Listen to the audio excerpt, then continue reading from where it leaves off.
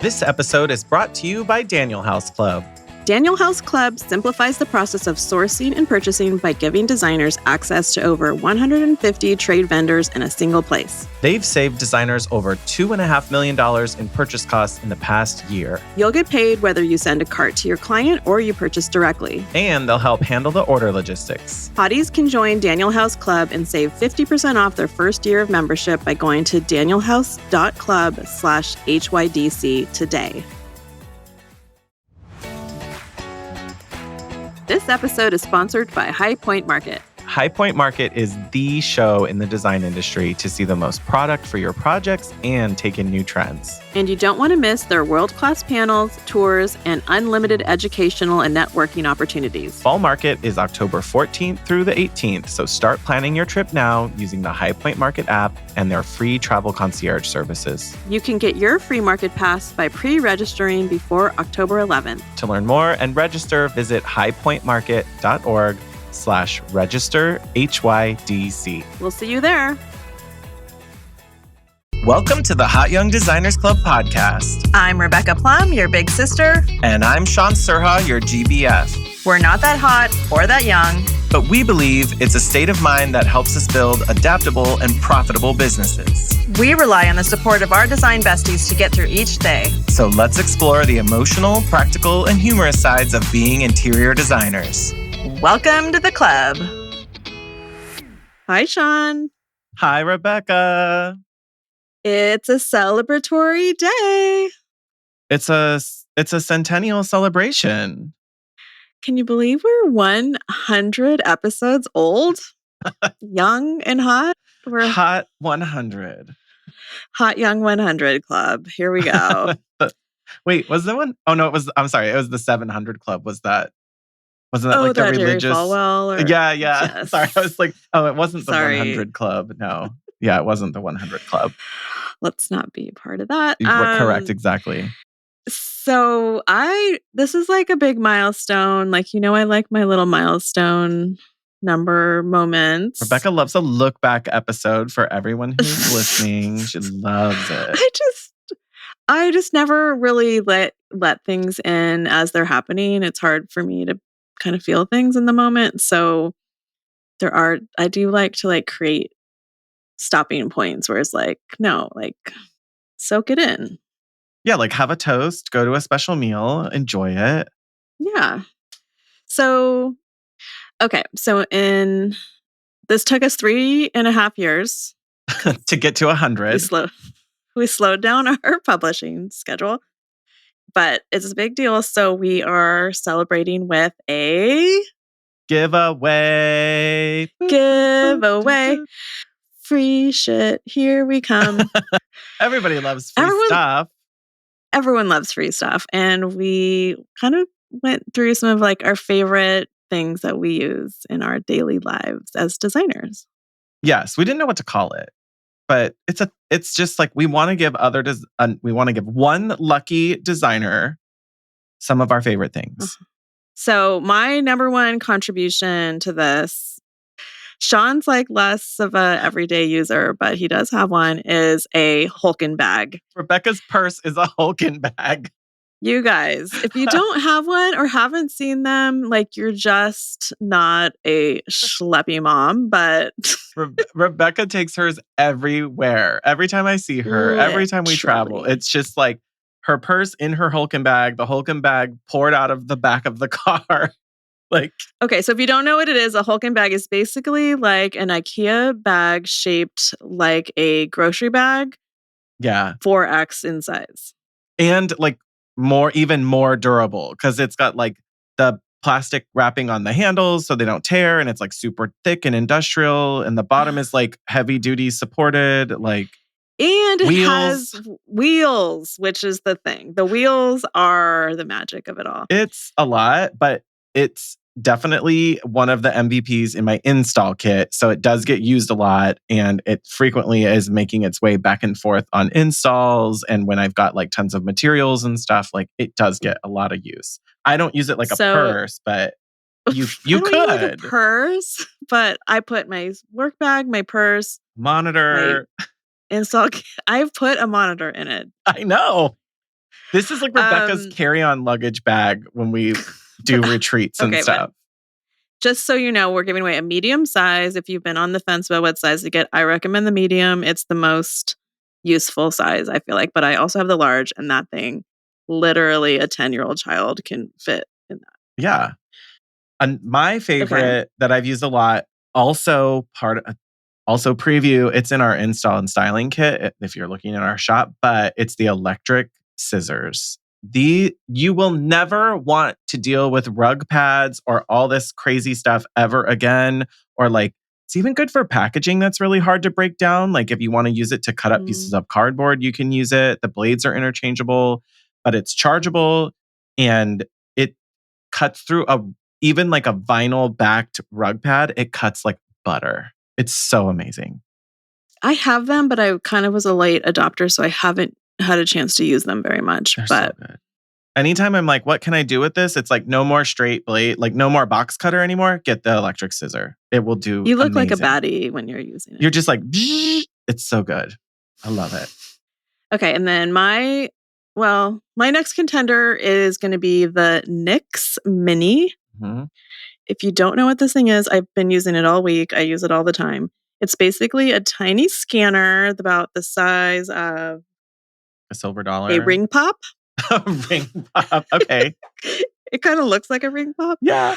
And there's different kinds. I think some of the paint companies have their own that are similar, but basically it's a tiny scanner that you can put on anything, and it attaches to a app on your phone that you can download different databases. So I have a paint database that you can choose what companies you want it to search. So if like I wanted to scan this shirt, and I could say, look for colors in the Sherwin-Williams and Farrow and Ball line, it'll show me the closest matches. But there's also other versions, or there are apps that you can download that work with it for like hex colors. So how to translate it to the web. Or that's interesting. Okay, I think there's a Pantone one too. So, yeah, it's really cool. So I do it a lot to like cross-reference different paint companies, or the client like really likes a certain tone, something in a piece of art. I'll scan it. Or I've gone to people's houses. Like, give me that paint color. Exterior. The exterior of a house. Yeah. What color is this? Chroma test. Done. Let's get out of here. Like, done. The data. Is it Bluetooth capable? It like pairs with your phone or something? Yes. Okay. Oh, so easy. Done. Put it in the glove box. Let's go. Okay. My last thing we're putting in our giveaway is everybody needs one of these. I'm still shocked when every designer says they don't have one. It's a laser measure. You need a laser measure. Bosch seems to be like the industry leader in them. So you're getting a Bosch laser measure in the giveaway. If you are our lucky winner, it will make your life so much better if you do not get out a physical tape measure for anything over 3 feet ever again. Like, yeah. So you need this I have in my kit a regular manual tape measure for little things. Yeah. The Bosch laser measure. The laser measurer for longer walls. And then I use Canvas for converting, scanning like an entire room that I might actually make into a plan. So it's so accurate. You need them all. Like, you can set your tolerances to the 16th of an inch if you want, or you can change it to be like within an eighth if you like. Makes life so easy. And then, each model's a little different, but you can get much better functionality out of this than you're going to get out of like a 20-foot tape measure and trying to measure across a whole house. Like this, the one we're giving away. What did you say? It goes up to 100 and something, 65, I think. 165 feet. Like, come on, y'all. You're probably not even going to need that, but who cares? Take the superpower, go with it. Like, and you look like a professional. So. Exactly. So if you want to win, you need to go to our website, www.hotyoungdesignersclub.com. There will be a form on the homepage. We'll also probably have it linked in Instagram. You're going to give us your email. You're going to sign up, and you only have until the end of September, which means if you're listening right now, it's September 15th. You have to enter before the end of September for the giveaway, and we are going to pick one lucky winner at random from everybody who enters to get this, and then we will reach out to you to send you your special giveaway. It's valued at more than $300, so for me, that feels like an even exchange to give us your email and we give you a chance of winning something that's worth $300. Let's do it. Okay. Thanks, hotties. Thanks for celebrating with us. And thank you for being here. Yes. So now we're going to do a very special episode of Hot Young Designers Club. Yeah, we're going to do a little look back, which even though I said I like to biggest take a learnings, pause, biggest owies, biggest, I don't know. Oh, we have a list. It was kind of cringy to go back to some of this, but oh no. I didn't have the same experience, but we all don't want to relive certain parts of our lives. I mean, it's definitely interesting that we kind of broadcasted a lot of our pandemic experience. So someday, I don't know, it's like a time capsule. It's hard to might be listen to nice to some of have. them because we lived through them, but there's a lot of deep learnings in those. You might just, if you're going back and listening to the back catalog of episodes and you're listening to those ones that were deep in the heart of 2020, like the first 26 episodes, give it a minute. Like maybe you skip past some of the what's going on in our lives part and then skip ahead to the content of what we're trying to tell you about being a designer. We streamlined some things for sure. But if there's some old segments that you did like and you want us to bring them back, let us know. Maybe we forgot that we did them. We've blocked so much out from we've blocked out a lot. So I was thinking about this, and you and I were kind of talking about it when we were planning, is that it's really kind of an interesting alignment that our podcast started exactly when the pandemic started, which also was like most designers had a huge change or learning curve in the last 3.5 years. Mm-hmm. So we've kind of done it in real time. We're like child stars that grew up on TV, like. Okay, I'm tracking the metaphor here. Yeah, we did a lot of growing up. Yeah. I'm not a little girl anymore, Dad. So, and it was kind of a big pivotal moment in our businesses because we were even babyer then. Oh, we were. Not that I've got it all figured out, but no. But when you listen back in those early episodes, like I think I was just reintegrating Acuity and a scheduling platform back into my business. Like, and now I'm so many years in that I cannot imagine not having it anymore. So it really is shocking to look back and realize where you've come from.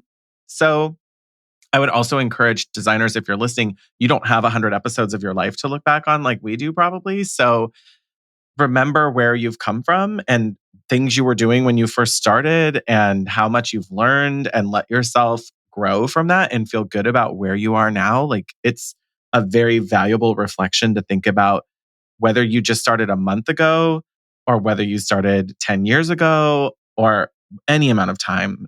You're making a lot of incremental changes and steps and growth, and that's worth celebrating. Totally agree. And I think something that came really to the surface for a lot of us is how much our lives were kind of integrated with our work involuntarily. Like, I mean, it was even going back, like you were dealing a lot with your dad that first year and so many things that just we had to deal with at home in our home life.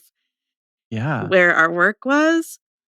And I do think a lot of that has moved and carried with me that, I don't know, now I don't feel like I need to hide so much of myself. It's just more integrated. And I think the world accepts a lot of that more. Well, the world I want to be part of does. Like, true. The part of the world that's like, everyone come back to the office does not agree with that. But or you keep your home life at home. We don't want to know what you're doing. I don't want to know that you have a child who's sick at home and you need a day off. I just want you to be here. Like I'm sorry. That's not going to be me. That's not going to be my business. No, thank you. Or my clients, like if they don't, I mean, it's not like I'm you're like weeding them out where you're like mom problems, but let me cancel the first meeting because of a sick kid to see what they do. Oh, that could just be part of your nurturing sequence. It's an automatic email of, I'm so sorry to do this, but, and then when they're like, and then great, when they reply, no problem, I'll reschedule. Then you're like, oh, actually, just kidding. You passed the test. I'll see you on the, I'll see you on your Or if originally they scheduled say, date. actually, thank you for doing this, I'm overwhelmed too, then you actually send them a gift. Yeah. You send them like a Burke Williams gift card or something. Seriously. Cheers to being a human and remembering that we all have our lives to worry about and our people that we care most about in our lives. Okay, so we have a couple little questions we asked each other and ourselves to go through. So, you want to go first? Yeah. Okay. Okay, I'll ask you. Okay. Oh, okay. What's one? I'm going to ask you. Okay. What's one piece of guest advice you incorporated into your business? So there's tons of them, but we had to just pick one because otherwise we'd be here for a very long episode. And my biggest change to the way I run things in my business is using the good, better, best pricing model for furnishing and accessories that Jacob Medina shared with us during episode 26. Yeah. Like, Well, and then you converted it into an incredible tool that we all use. oh, yeah. Like, made it my own spreadsheet, made it a workable calculator for my business. For those of you who haven't been here long enough and remember that part, like, it was a tool that I started before and I was using it. Side note, you can purchase your own at shop.hotyoungdesignersclub.com. But yeah, no, he really laid that out. What episode number was that? Episode 26. Yeah, he was one of our early ones. Deep cuts there, y'all. Hi, Jacob.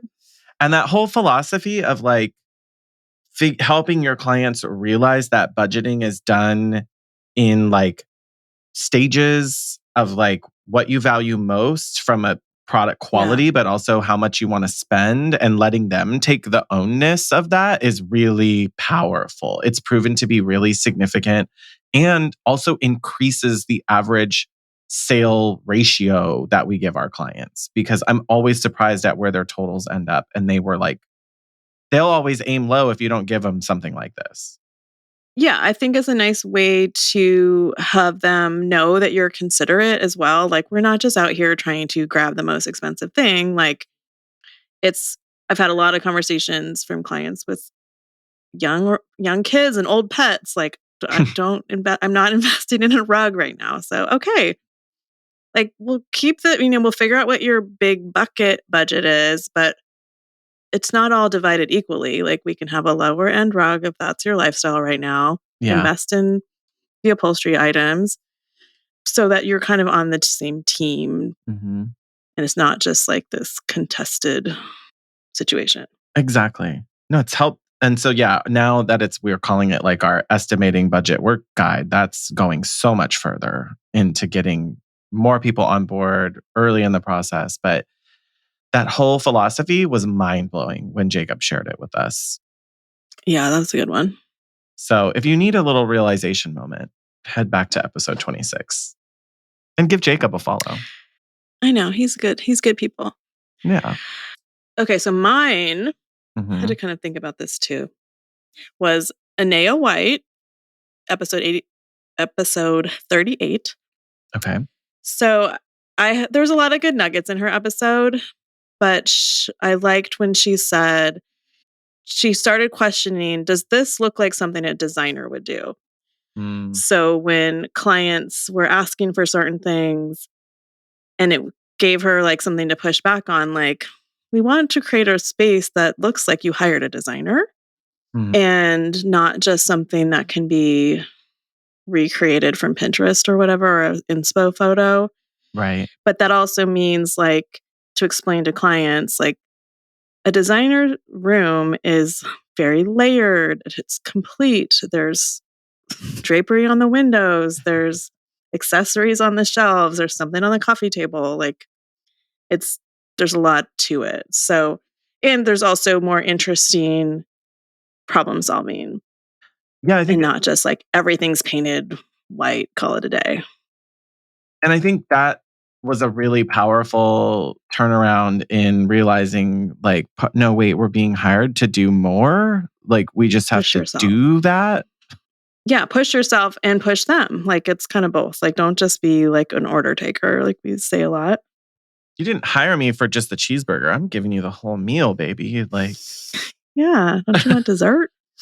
The other thing just from that episode that I really loved was she always gives the client a little something they didn't ask for. And she said, like, if they have the 30,000, she said they told me their budget was 30,000. I'm going to show them 50,000 because if they have the 30K, then they have the 20K. I'm just gonna say that rang really true because so many people have the money. They just need it pried out of their cold hands. Yeah, so she's just like, just do it without emotion, show them the extra option, Yeah. just like you're doing them a service. So I love her. Yes. There's there's so much that it's interesting to watch it change from Inea's perspective, like on the East Coast, that I think is valuable when you listen to designer episodes and you realize, like, oh, there are a lot of things in common among all of us, regardless of where we are. But it really helps you understand how the mentality shifts when when you're looking at where different designers are working and who their communities are. And there's something really great about that in the guest episodes overall, that it's realizing what we share in common and what our clients share in common, but also learning, like, oh, wait, I can bring this designer experience that you see in New York or in LA or Miami. I can bring that to clients everywhere. Like, I can treat my Right. clients stellar and give them the amazing service of a national designer no matter where I am. And it's also like, from her standpoint, like a little of that New York City mojo, like, Mhm. you want this. Like, Come you on. could do this. You're a badass. You earned it. You have this profit share from your company. Let's put it into something cool. Like, Yeah. share, following up to that, share what your most mind-blowing conversation has been. Okay, I think I brought this up before because I think it just really stood out to me. Linda Hazlett's 15-minute consultation. I So it was a little controversial, like, she knows that, we've talked about it. Episode 82. Yeah. I just really love how she did this. Joy Williams talked about this too in her episode, about this idea of kind of just positioning yourself as the prize. Mhm. And I feel like that's something I really need to work on, and I have been working on it, that we're not out there begging for scraps. Like, so her 15-minute consultation, like, she has an immediate gut if this is a good fit personality wise or a house she wants to work on. Right. And she's just no nonsense about it. And she's upfront, like, she's not rude, but she's like, okay, I'll give you a spin for 15 minutes. And I don't think she charges though, right? No, not for that. Not for that.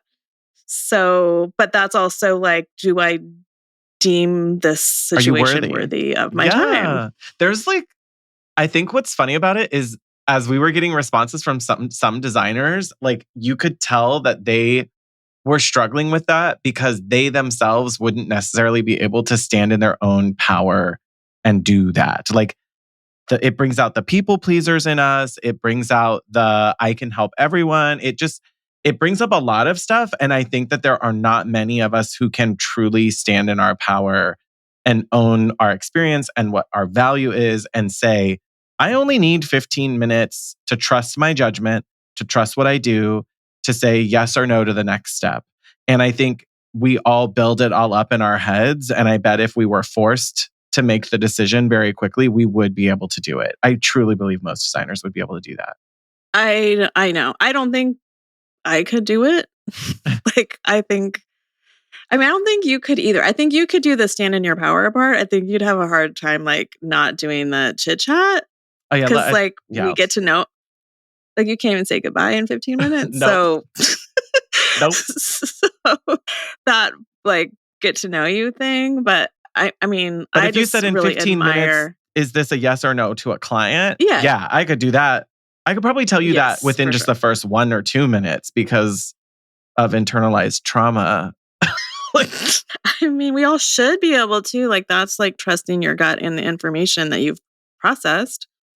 I mean, probably before you've even gotten there. I pride myself on being a really strong judge of character. And I'm usually the first person in a group of friends where people are like, here's this new person. And I'm like, they're going to be cool. And then other people, I'm like, I won't be seeing them again. And then they're like, why? And I'm like, there's something going on. And they're like, so turns out he has a drug problem. And I'm like, oh, surprise. Like, come on, y'all. Like, I'm just like, what's going on? Like, but not everyone has been through those scenarios where they're able to predict behaviors like that.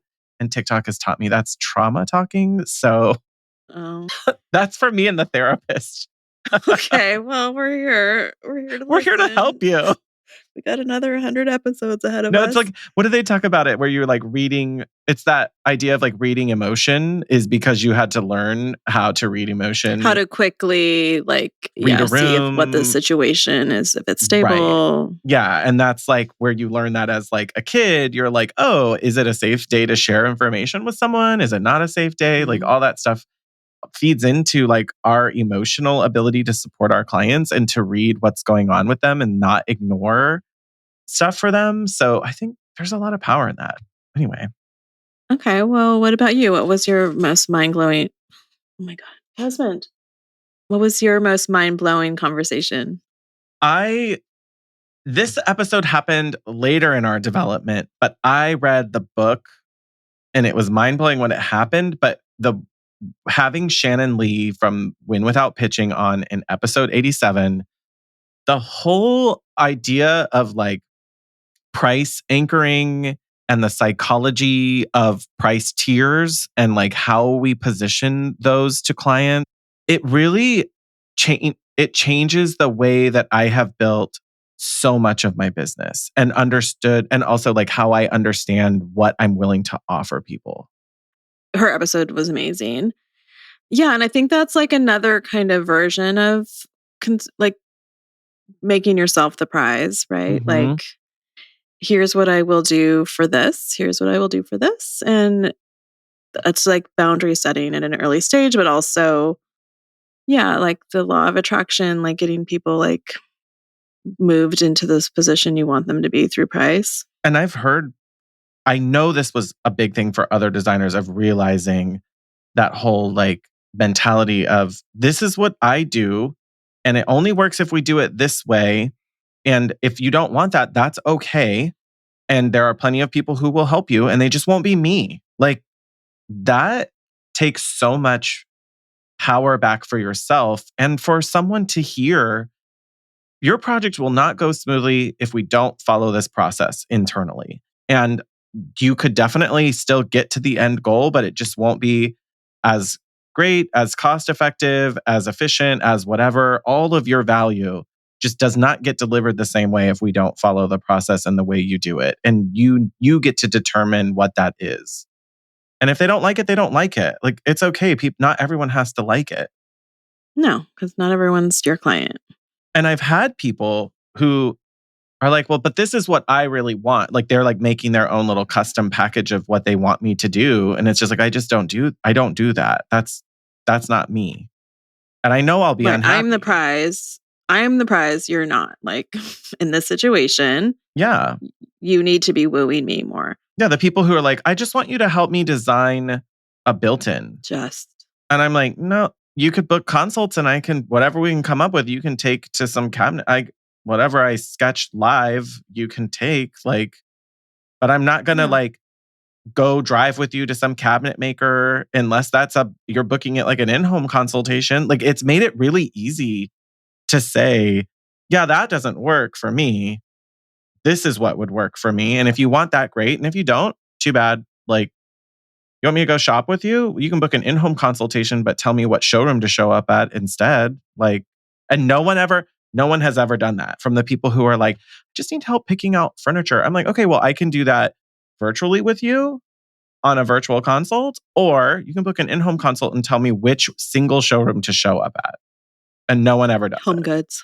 No one does it. Nobody does it because they know that's not the best use of their time. But it feels really powerful. And they said just. And just is a red flag. Yeah. Just stop the justs. Exactly. Okay, so what is one way you feel like you've changed the most in 3 years? This builds on these other conversations we've had, but I've really been able to get very clear on my process and what I will and won't do and which services I have offered for the types of projects that I'll do. And like having that clarity every time someone picks up a phone, it's like I'm instantly ready to talk about an inquiry at any given moment. I don't need prep time. I don't need a long on ramp to get ready for a discovery call anymore. I know exactly what my services are, what my rates are, how they work. They change from time to time, but like every time I pick up the phone, I'm very Like, clear on where someone fits and what I can and do. the call to action, like what you want them to do. I think Yeah. that's like the most important, like what's the next step you want them to take and be leading them to that. And I didn't Because have that. sometimes, yeah, because sometimes I don't always have, like, I don't know what service they're going to be best for. Like, they could be in between, like, full service or designer on call. And I can't really tell until I get to a consultation. So it's like, we just need to get to a consultation and we'll And let this you is know it. what. Yeah. Cause you know what you're going to create a proposal for. Like, this is what I think now that I know more about your needs and your goals, this is where I'm directing you because I know what my services are. Yeah. And I And it's feel not all full service. In our case, like, we have other options for people right. to give them like a lesser version of it all. Yeah. And it's easy to describe that to people now. Like when people DM me or email me and they're like, I just don't know what to do. I know, okay, you can schedule a discovery call and we can have a chat. Like, no more, we're not doing 18 messages back and forth with each other. Here's the link, schedule a call. Let's do it all fast. Like, let's get started. That's the first step. I even have it as a, what do they call them in Like a saved reply. Instagram? Mm-hmm. I customize it a little bit, but it'll instantly, oh, what Boom. you should book a consultation. It has the link in it. But that makes it so So easy. Like the ease of when people say, I don't know what to do. Okay, schedule a discovery call. Or I just need some quick help. Okay, great. Here's the link for a consultation. Done. yeah, done. Let me know when to show up. And I did not have that 3 years ago when we were first starting this show. So that feels really good. Good.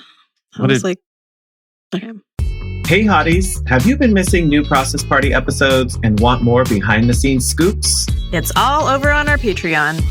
Our loyal hotties get exclusive episodes, live workshops, and our best unedited and unfiltered conversations for just $10 a month. And if that's not enough, it's super easy to subscribe and there's no long-term commitment. Learn more and subscribe at patreon.com/HYDC.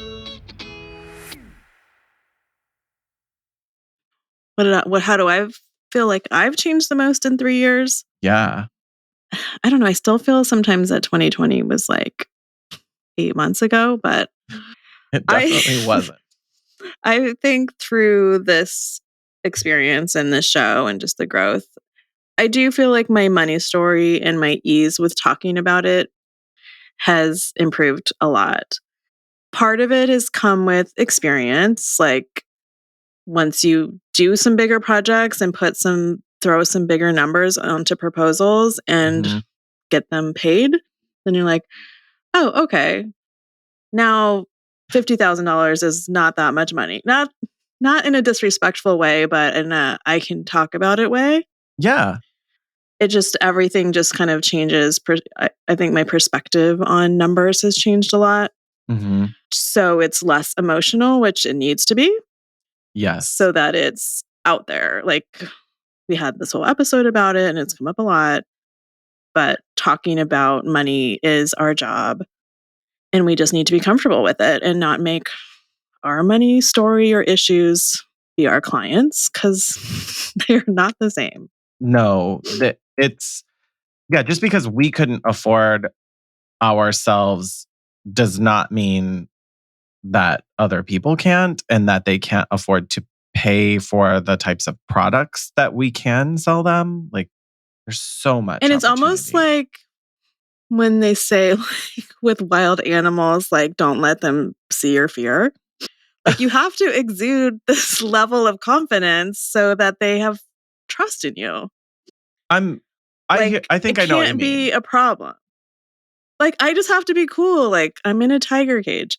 They might be nice. The tiger might eat me, but I can't let it know that I'm scared it's going to. Is it bigger to Okay, it? not a tiger. I feel like maybe it's the bear. It's the I need to make myself like what's the one whatever. It's one of the bears, not black or brown. I don't know which one. It's one of those.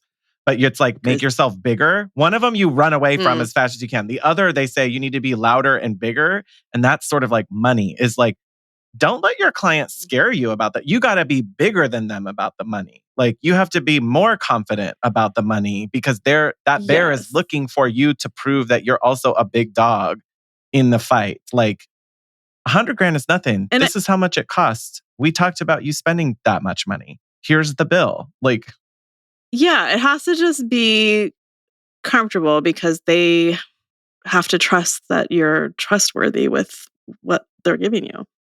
yeah. And if it feels like you've had that conversation so many times, they're like, okay, I'm the one. Then the client is the one with the hangups, not you. Like, exactly.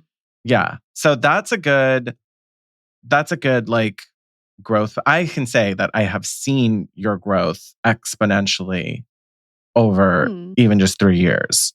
And like, that doesn't mean that we don't ever stop ourselves. Like we've talked about that recently of like, we're sending a giant proposal, just click send. Who's my buddy is going to tell me click send.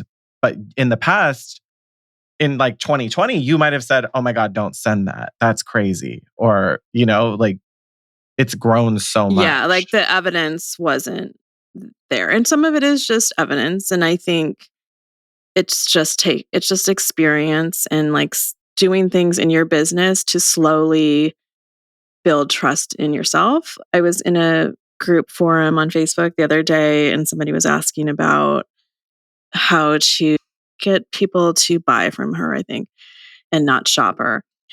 And she said she's too new to do a minimum expenditure. And I was thinking, like, would I have tell myself in the beginning to do it? And I do think I would. And I said, start small. I mean, even if it's a $1,500 minimum expenditure, it's very small, but it's starting to give you the proof you need that people will buy from you, give you practice and how to do it all, go through the process. And then you just keep increasing and increasing it. Maybe 2,500, but yeah, we got to start somewhere bigger. Yeah, but just get them on board and just, start believing and having confidence. Yeah. If you want a look back on how we've talked about money, episode 81 is a great one to go back to. That's how we talk about how to talk to clients about money. Yes. This one's quick. What would you tell the 2020 version of you? Before starting the podcast or maybe just whatever? Or life in general?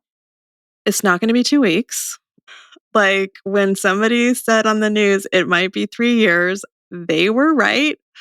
Uh-huh. You're going to be fine. But also like in regards to the podcast, you're right. Like this is going to be the things you were hoping it was going to be.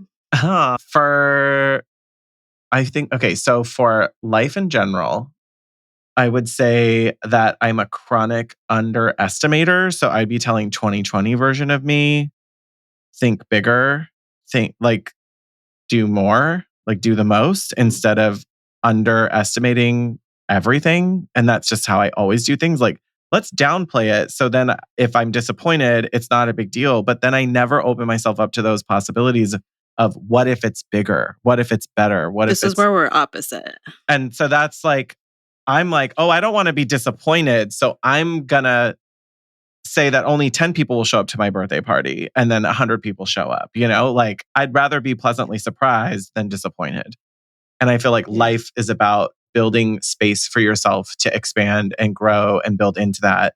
And I think there's so much more that's possible that I should have told 2020 me, open yourself up to all of that and be ready for all of it. And it's going to there's so much growth for your business. There's so much growth for you as a person, for your relationships with other people. Like so much has grown in just 3 years. So it's been really huge. And then for the podcast, I would say don't let Rebecca tell you it's going to be really easy. And how hard could it be?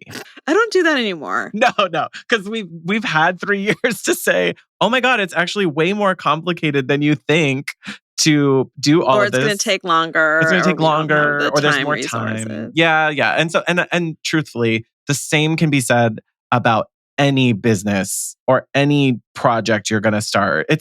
I say the same thing after every time I do a room in my house. I'm like, why did I lie to myself and pretend that I could do that quickly or cheaply or whatever? None of the thing I told myself was true. So, but then you would never do anything. Like if you really thought it was going to be as hard as things typically end up being, like you wouldn't then start you would it. just you wouldn't do it. And now look at us now. Look at us now. So easy. So much time. Stop it. Don't lie to the hotties. Don't lie to them about the reality of it all. No. It's more streamlined though. We've done a lot. We've learned huge improvements. Better audio, better technology, better editing. More help. Because yes, hello, no business can really do it all by themselves and like kind of cringe lie to ourselves about it.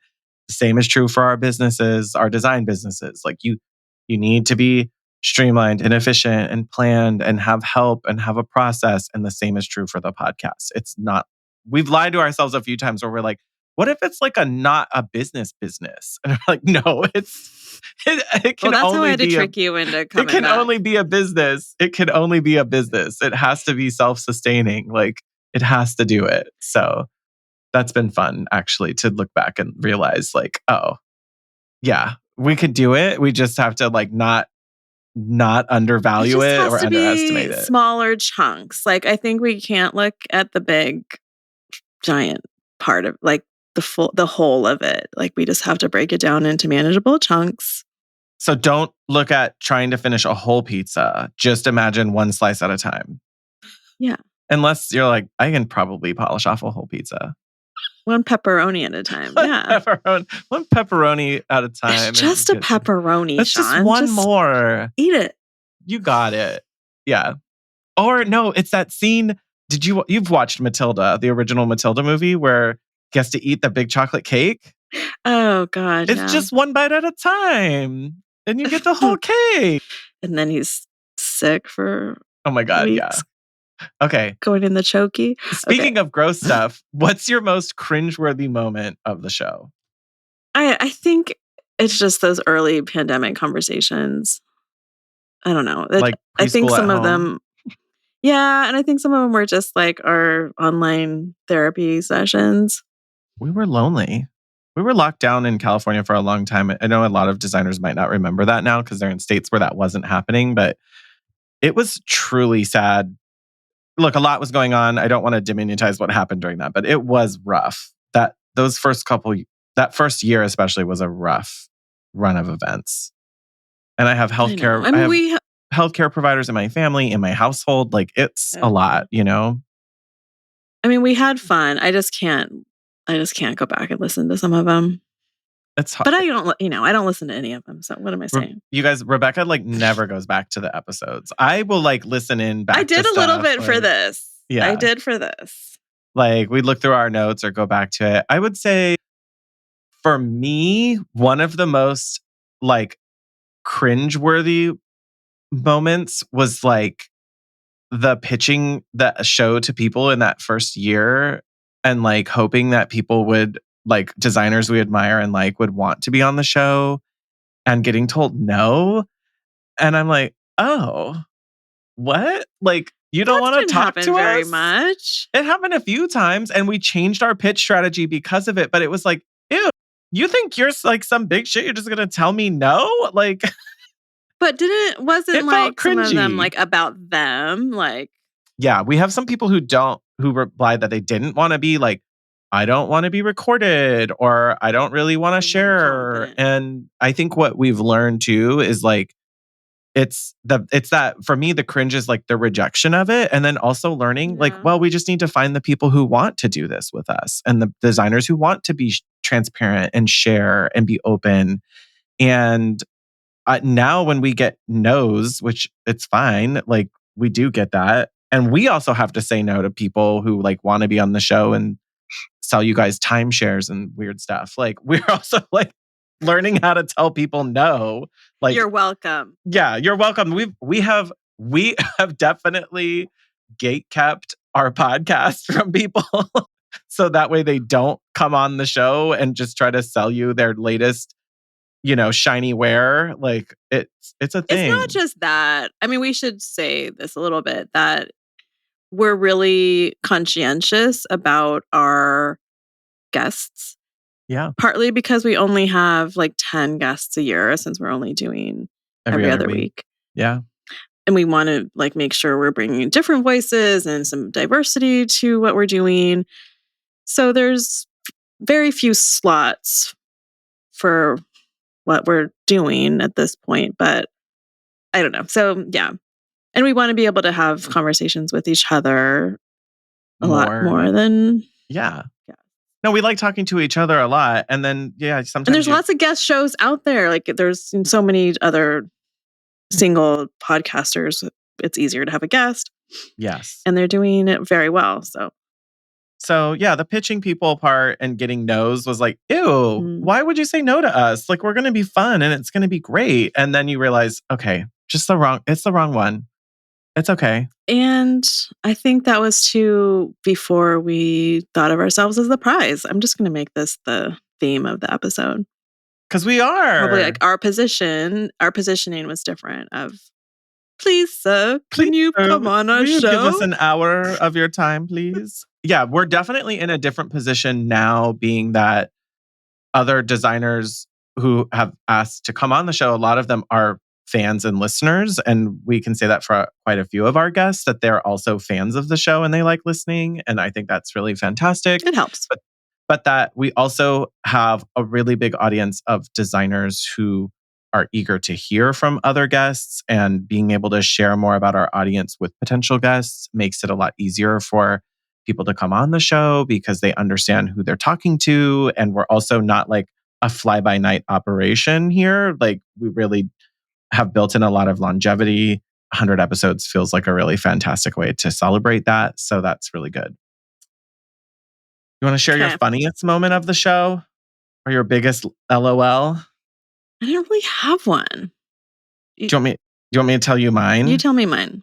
Yeah, you tell me yours. Yeah. You tell me mine. I still think constantly about when you said that a horse designed by committee is a camel. I think about that all the time. I just saw that somewhere. And actually, like, I just remembered. Like you said, you didn't coin the phrase. You just shared it again. No. And I think about it all the time.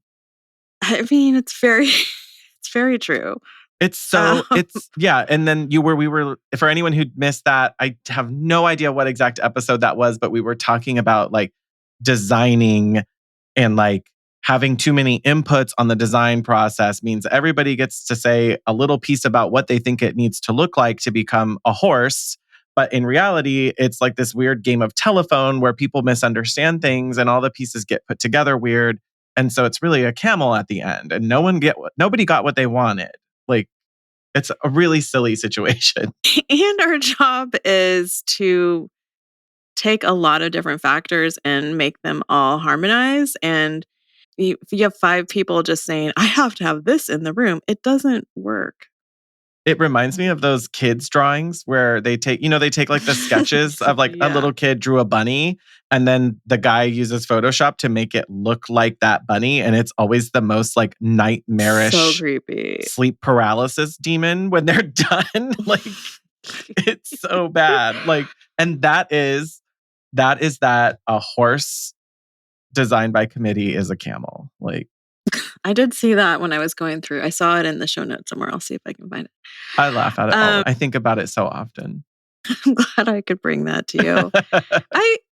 I just in general think like every episode we crack ourselves up. So I don't know. Some of the just stops are really good for laughs, though. If you guys are trying to look back at like what are the stupid ones where we're just like usually having a drink while we do them, it's the just stop episodes. Those are gold.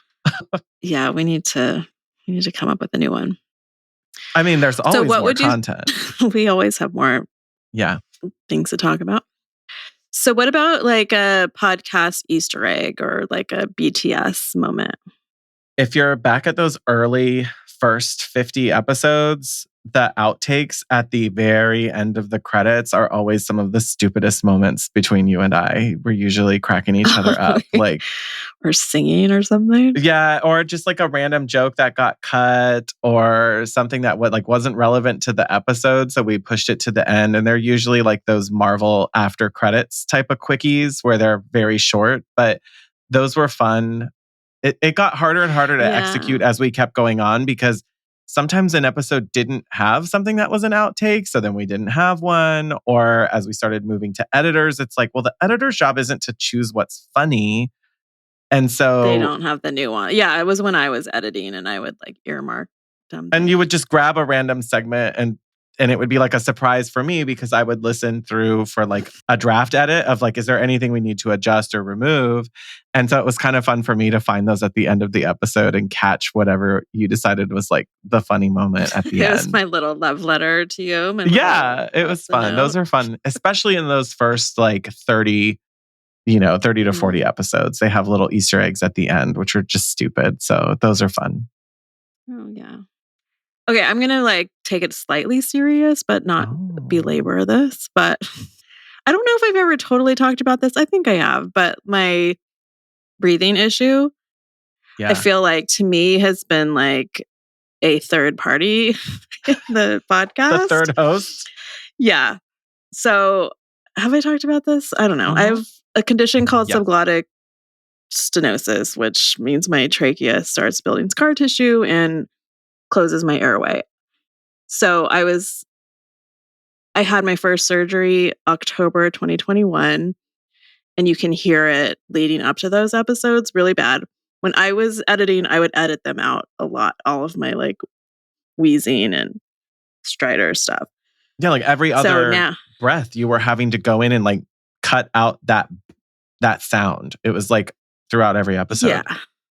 Or even it's like affects the way I talk because I have to take these beats as I do now, as she takes a deep breath. So right now I'm 2 weeks out from my next surgery. So I'm also like, I can hear my voice cadence is different again. Yeah. So there's a little nugget for you. So if you ever know anyone who's getting really weird shortness of breath for no reason and they keep trying to put you in asthma medication and it doesn't do anything, it might not be asthma. Go to, well, it's not asthma, it's my throat. So like go to your ENT and have them stick a camera up your nose. So for gross. Fun, yeah. But it happens only 95% of people with this condition are women. So there's that. Yeah. I mean, I think it's worth like acknowledging again how we said like at the top of the show, like our health and our well-being and who we are as people is an important part of everything that we do. And so you can't remove that from the fact that we like speak for part of our living and like need to walk around shows or take flights up to people's second story in their home. Like it's a huge part of your life. Like, and I think that part of the irony too is my diagnosis happened during this show. So I was really struggling for the first year, not knowing what it was still. So anyway, that's cringe-worthy too. So you can hear that. And that's why in those early episodes. Yeah, it's different now. And right now. Yeah. It's building that awareness of like knowing when it's happening. Because I remember when I said it to you a couple of months ago, I was like, I don't know if you're hearing it, but like I could hear it in our Marco Polos. And I was like, I don't want to make you worried about this, but I'm hearing it. And have you been hearing it? And you're like, yeah. So yeah, like it's. Yeah, I'd already made an appointment. It's taken me 8 months to get my surgery. So yeah. But I also think now it's like something you you have to learn to pay attention to yourself better and take care of yourself. And it's like, it's still new. This is only the second time you're having to go through it like this. So you're like, oh, you're having these realizations of, I need to be like ahead and taking care of myself way in advance because no one else is going to catch it until it might be too late again. And so it's a good lesson for us so basically, too. Yeah, so basically it's like when I go to my hairdresser, I have to book my next appointment. When you go to have your procedure for this, you're like, okay, great. Can we put one on the books for like 9 months from now, please? Exactly. Hopefully knowing not, that it might get pushed out to 12 months or something. Like, yeah. But it's not a big, it's annoying in daily day-to-day life, but it's a very easy procedure it's outpatient and I'm only kind of out for like a day. Right. So We'll be back at it again. can't wait. Yes. Well, looking ahead at that, we should just say let's go 3 years more into the future. What are we doing? What's HYDC doing? I don't know what I'm doing. I'm really bad at like being strategic with my business. I want to have some sort of team in place, a stronger support system that can do all the things that I don't shine at. I have some things in play right now that I'm finally making some moves on it. So in 3 years, I hope that's in a place that is just cracking along. Mm-hmm. And for the podcast, I don't know. I don't know how much we should talk about how the sausage is made or what we talk about, but I'm going to spill a little. Mm-hmm. We don't want this to be our full-time jobs because it's really important for us to obviously to be designers, but it also adds a lot of value to what we're talking about. I like being a designer. Yeah, I do too. I don't love everything about it, so that's why I'm hoping for some support. But it would be I don't think any designer would say, I love 100% of everything I do. I love. Like, show me who it is and I'll show you someone who's delusional. Like, they're definitely an upholder. Yeah. I think it would be fun to have this be a bigger percentage of my job. It's very emotionally fulfilling. Paid percentage. So that's us probably having more kind of appearance kind of things, going to shows, being at more industry events. Right. I would like to, generally, I agree with that about like, where's HYDC going? We've really gotten a lot emotionally out of being able to connect more with other designers in person at shows, at markets, at our Hottie Hangouts on our Patreon every month. Like that's been fantastic to really feel like we have other designers that we can connect with, talk to, share ideas with. It's not just us having all the answers. It's just like, can we just talk with each other like real people do? And it's been really rewarding. And I just want more of that in the next 3 years. And I don't know what all the venues or ways of getting there look like, but part of the podcast that feels so isolating is we just don't know what's going on until we talk to people. So I love how we're starting to find balance in having the show as a way that we can talk to one another and share ideas and get ideas, but also have that whole feedback loop come all the way back around by being able to be with more designers and not feel so isolated. And that was a huge part of what started the show was a sense of isolation at the beginning of a pandemic and knowing that it wasn't just going to get easier right away. And I see like there's so much opportunity for us to have more chances to be with designers. Yeah, and create meaning and be the voices we wanted to hear, I think was what really drew us together. Yeah. As a peer relationship. Like, right. I do really well with that and less with, I don't know, like a coach, authoritarian. Yeah. Well, I mean, there's room for coaching, but just I don't need an authoritarian telling me how exactly to do something because it's just not how my brain works, and I'll rebel against a lot of it. Yes, which is not helpful. That does no one favors. So I also don't like being told what to do for stuff like that. Like, I still want people to act. It's not. I don't need to take out the trash. I need. Could you take out? Will you take out the trash? Like then I'm like, okay, I'll do it. But if you're like, take it out right now, I'm like, oh, you wait to see how much trash builds up. I am not touching that. Like, don't tell me what to do, which is probably like my inner child fighting back. But in the same way that happens in my business where clients are like, I need this today. And I'm like, I have like a bunch of stuff to do today. And you can't just throw this on my calendar.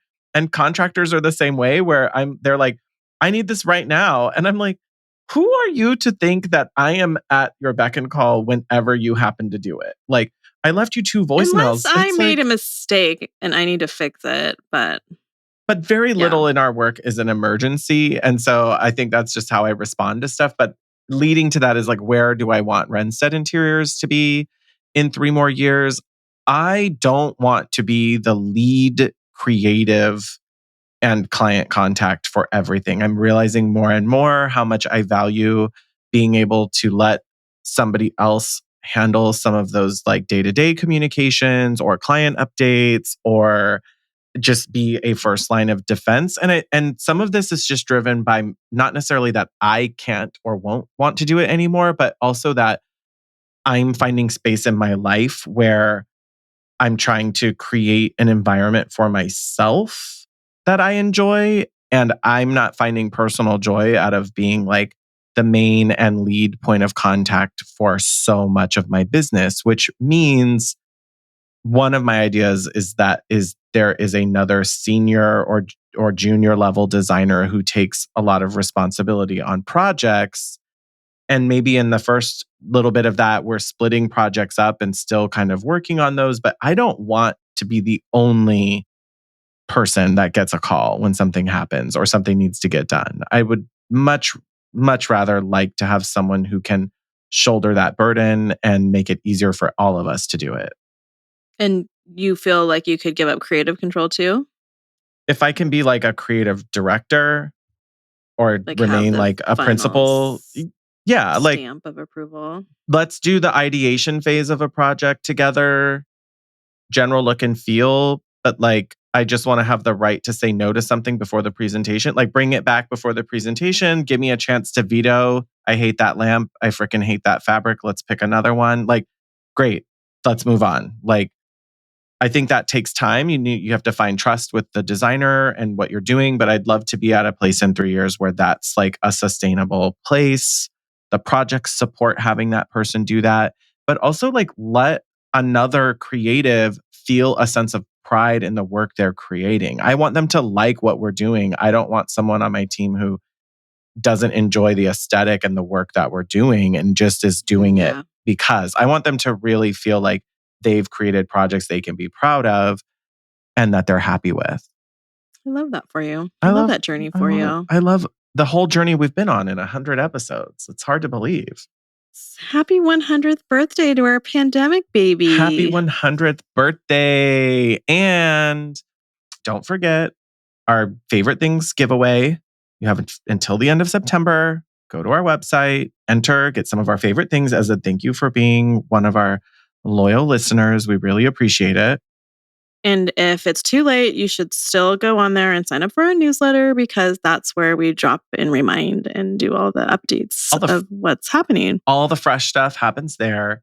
And we finally, don't spam you. Yeah. If you want to help us celebrate even more, the best thing that you can do is rate, review, and subscribe to the show to make sure that we get your feedback and other designers can find the show better. All the podcast platforms reward shows by sharing it with other designers, which means we're more likely to be discovered by people who need us the most. Yeah.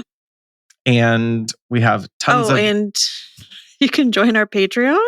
Our Patreon's our tight-knit community of loyalist hotties. And the Patreon's gotten really good lately. We are doing monthly hottie hangouts. We just had one today. I always learn things. I always like kind of get excited again about the things we're tackling, whatever the topic is. It's a different topic every month. And you also get an extra video episode. And our Patreon members get a discount in our shop for all of our downloadable resources. So that proves to be super valuable since usually it's paying that Patreon membership is paying for itself when you get your first download. So that's something else to take advantage of. Yeah, you get like 2 months free basically if you were going to buy something in the shop. So it's like girl math. It's basically free. Secret swoop. How could you not buy it? It's practically free. All right. So well, thank you. Thank you, Sean, for putting up with all of my ideas and not always saying no immediately. Well, and thank you, Rebecca, for keeping up with all my boundaries and my trauma. I'm here to protect those for you. Thank you. I love that for us. And thank you to all of our hotties. Until next time. Stay hot, designers. Thanks for listening to the Hot Young Designers Club podcast. For more on what we talked about today, check out the show notes. Your support helps us grow, so share with your design besties. And subscribe and leave a review on Apple Podcasts. Our conversations continue on Instagram. And be sure to download our monthly resources on our website and our Patreon.